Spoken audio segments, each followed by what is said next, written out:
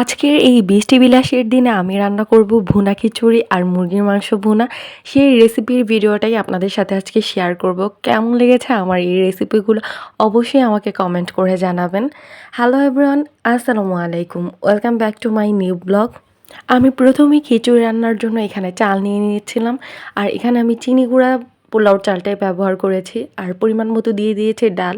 তো চাল আর ডাল একসাথে মিক্সড করে এখন এটা আমি ভালো করে ওয়াশ করে নিচ্ছি। কারণ চাল আর ডালে অনেক ময়লা থাকে, তাই ভালো করে এটা ক্লিন করে নিতে হবে। তো ধুয়ে আমি এখানে চালটা ঝরা দিয়ে রাখবো। আর একটা প্যান নিয়ে নিলাম। প্যানে আমি এখানে পরিমাণ মতো তেল দিয়ে দিলাম খিচুড়ি রান্না করার জন্য। তারপর দিলাম তেজপাতা। এখন আমি একে একে গরম মশলাগুলো দিয়ে দিব। প্রথমেই দিচ্ছি দারচিনি, তারপর দিব এলাচ। আর এগুলো একটু তেল গরম হওয়া পর্যন্ত আমি ভেজে নিব। তো এগুলো ভাজা হয়ে গেলে তারপর এখানে আমি অ্যাড করে দিব পরিমাণ মতো পেঁয়াজ কুচি।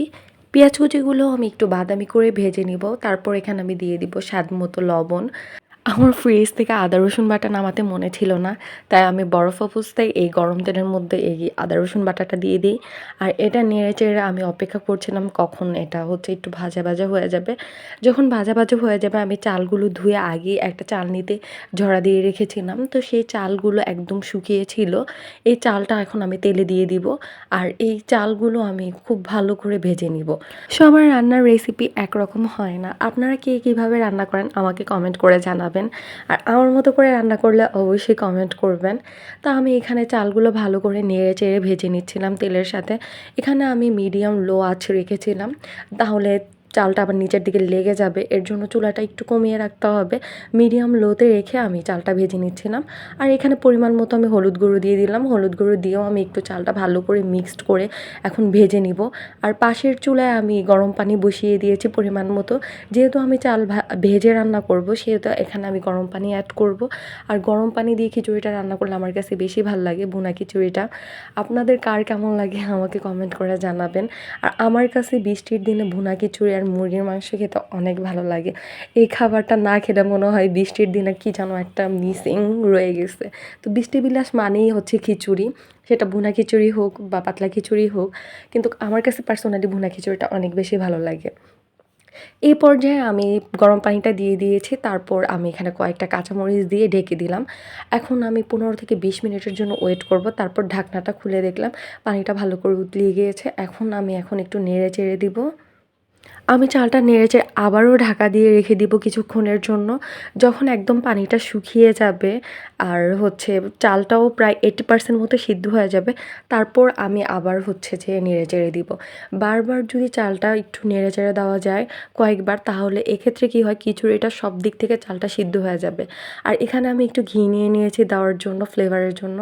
এটা লাস্টে দিলে আমার কাছে বেশি ভালো লাগে, তাহলে গ্রানটা ভালো আসে। আর আমি ছিদ্রটা এখানে একটা পেপার দিয়ে আটকিয়ে রেখেছিলাম, যেন বাষ্পটা বাইরে না আসে, চালটা ভালো করে কুক হয়ে যায়। এখানে আমি একটা মুরগি কেটে ধুয়ে নিয়েছি। তারপর এখানে দিলাম লবণ আর দিব হলুদ গুঁড়ো আর মরিচের গুঁড়ো দিয়ে আমি ভালো করে মেখে নিব। কারণ আমি মুরগিটা ভেজে রান্না করব, তাই ভাজার জন্য আমি এই অল্প কয়েকটা মশলা ইউজ করেছি। আর এটা আমি হাত দিয়ে ভালো করে মাখিয়ে নিচ্ছি। আর আমি মুরগিটা ম্যারিনেট করে কিছুক্ষণের জন্য রেখে দিব, তারপর তেলে ফ্রাই করব। তো এখানে আমি একটা কড়াইতে তেল নিয়ে নিয়েছি মুরগি ভাজার জন্য। তো তেলটা যখন একটু গরম হয়ে এসেছে, তখন আমি একটা একটা করে এখানে মুরগির পিসগুলো দিয়ে দিচ্ছিলাম। আর আমি একটু সময় নিয়ে মুরগিটা ভাজবো, তাহলে খেতে আমার কাছে বেশি ভালো লাগে। তো তেলের মধ্যে সবগুলো মুরগি দেওয়া হওয়ার পর আমি এখানে একটু নেড়ে চেড়ে দিচ্ছিলাম। আর যখন ভালো মতো এটা ভাজা হয়ে গেছে, এখন আমি একটা চামচের মাধ্যমে মুরগিগুলো তেল থেকে ছেঁকে তুলে নিচ্ছিলাম।